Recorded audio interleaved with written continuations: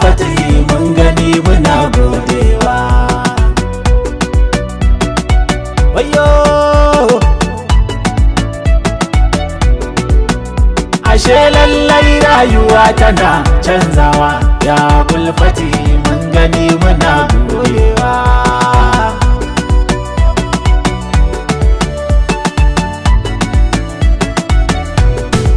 Wahidun Allah kai kadai nake sanyawa, mai maza mata roka suna canzawa, karaban dama zuciya tana ta bugawa, in iyo begen ko da dai in bai waigawa, kan hakikar nan wanda shi nake dubawa.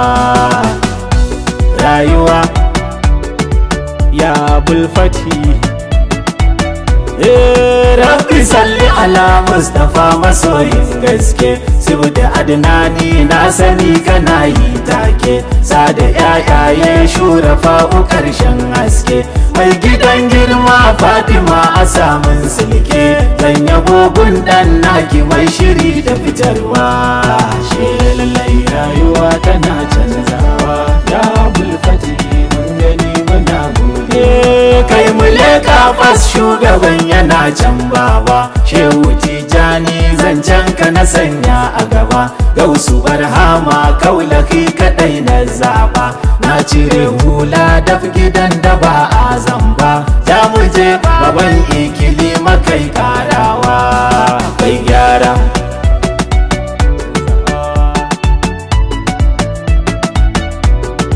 Sallamar girma mai yarwa nake wa ƙarshe, ya abin nema hasada a bari yin kushe, nan ake bege su kwacan suna yin tashe, kai kadai ka tsayan fadar ka kawai nan nashe, Sidi Babulla mai gidan da bai kullewa.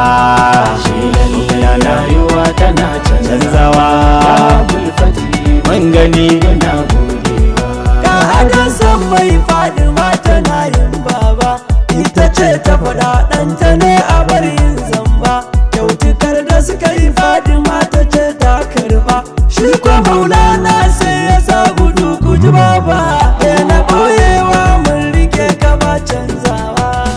Shi lallai rayuwa tana canzawa, ya Abulfati mun gani muna godewa. Da ina karami rayuwa tana mun shirme, har tana mun dodori dokalan yan kame, wadda ran in zauce ko na ji ni a sume, a madiyar wa a rijiyar ka kai mun tsome, ka zama fitila rayuwar mu kai haskawa. Shi lallai rayuwa tana canzawa, ya Abulfati mun gani muna godewa. Me nake so tabakkuri nake karawa, ayyukan kirki da daddare ake kullawa, wanda ya zo nema gare ku ba kwanawa, ajiran nan da shugaba su kai ganawa, Ahmadin Yarwa da kai kadai muke morewa.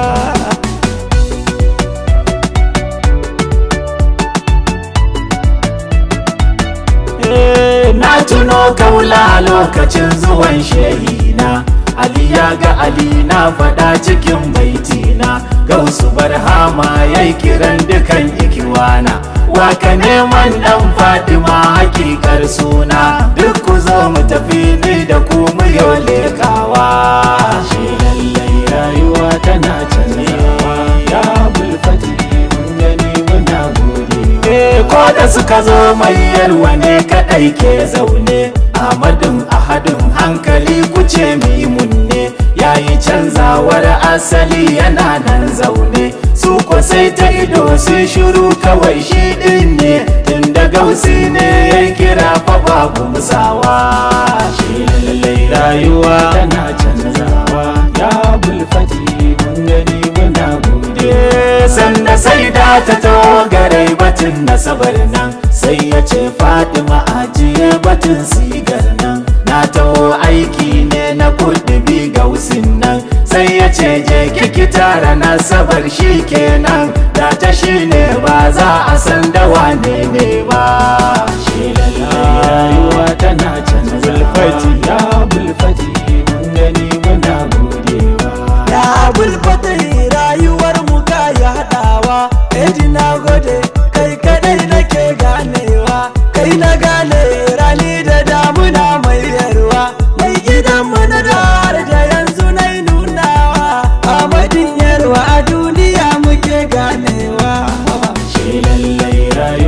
tana canzawa ya bulfati mun gani muna godewa. Ashe lalle rayuwa tana canzawa, ko ana da sani ko a gairu mun ganewa. Da muna da shiri yau muna ta kai kawowa, rayuwa ta canja gashi muna kokawa. Al'umma sun rude ga ma'ana ta kashewa, in kayo magana za a zo ana kamawa. Duniya ta rude kanmu yana ta rabewa, sai ka kawo dauki baba muna godewa.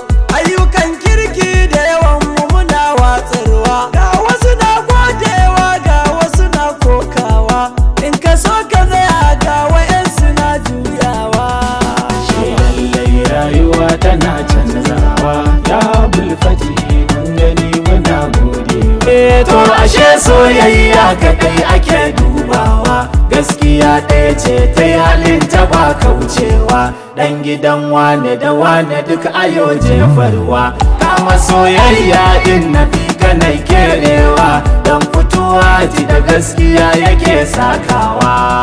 Shi lallai rayuwa tana canzawa ya bulfati mun gani muna gode. Ya bulfati gare ka ne muke yin zance, ya bulfati da san ka ne muke yin zarce. Ya bulfati cikin ka ne ake yin yanci, ya bulfati tafakkuri gidan adalci.